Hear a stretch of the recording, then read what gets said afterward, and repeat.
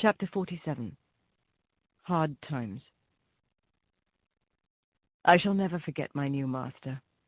He had black eyes and a hooked nose.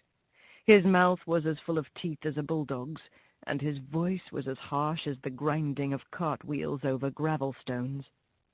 His name was Nicholas Skinner, and I believe he was the same man that poor Seedy Sam drove for. I have heard men say that seeing is believing, but I should say that feeling is believing, for much as I had seen before, I never knew till now the utter misery of a cab horse's life. Skinner had a low set of cabs and a low set of drivers. He was hard on the men, and the men were hard on the horses.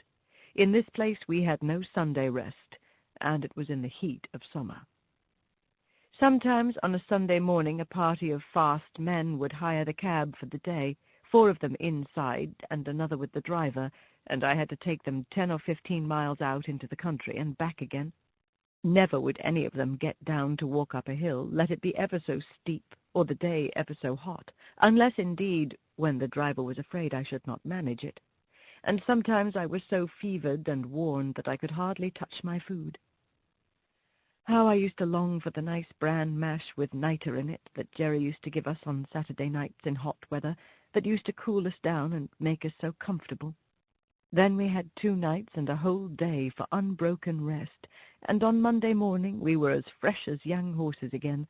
But here there was no rest, and my driver was just as hard as his master. He had a cruel whip with something so sharp at the end that it sometimes drew blood, and he would even whip me under the belly and flip the lash out at my head.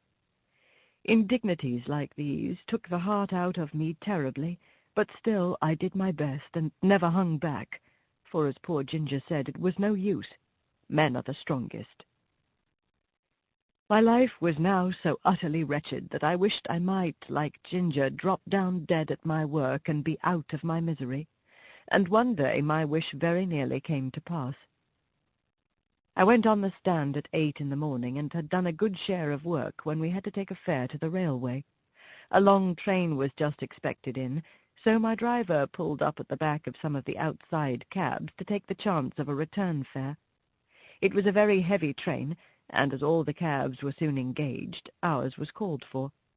There was a party of 4, a noisy, blustering man with a lady, a little boy, and a young girl, and a great deal of luggage.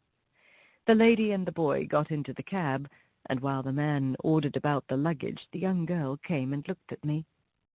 "Papa," she said, "I am sure this poor horse cannot take us and our luggage so far. He is so very weak and worn out.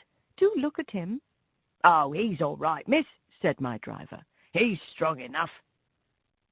The porter, who was pulling about some heavy boxes, suggested to the gentleman, as there was so much luggage, whether he would not take a second cab. "Can your horse do it, or can't he?" said the blustering man. "Oh, he can do it all right, sir. Send up the boxes, porter. He could take more than that."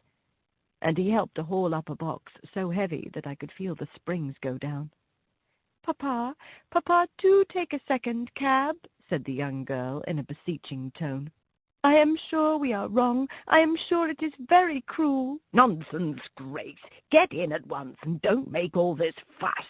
A pretty thing it would be if a man of business had to examine every cab-horse before he hired it. The man knows his own business, of course. There, get in, and hold your tongue." My gentle friend had to obey, and box after box was dragged up and lodged on the top of the cab or settled by the side of the driver. At last all was ready, and with his usual jerk at the rein and slash of the whip, he drove out of the station. The load was very heavy, and I had had neither food nor rest since the morning, but I did my best, as I always had done, in spite of cruelty and injustice. I got along fairly till we came to Ludgate Hill, but there the heavy load and my own exhaustion were too much. I was struggling to keep on, goaded by constant chucks of the rein and use of the whip, when, in a single moment, I cannot tell how, my feet slipped from under me, and I fell heavily to the ground on my side. The suddenness and the force with which I fell seemed to beat all the breath out of my body. I lay perfectly still. Indeed, I had no power to move, and I thought now I was going to die. I heard a sort of confusion round me, loud angry voices, and the getting down of the luggage, but it was all like a dream. I thought I heard that sweet, pitiful voice saying, "Oh, that poor horse! It is all our fault!" Someone came and loosened the throat-strap of my bridle, and undid the traces which kept the collar so tight upon me. Someone said, "He's dead. He'll never get up again." Then I could hear a policeman giving orders, but I did not even open my eyes. I could only draw a gasping breath now and then.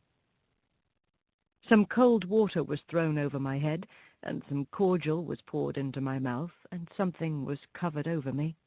I cannot tell how long I lay there, but I found my life coming back, and a kind-voiced man was patting me and encouraging me to rise.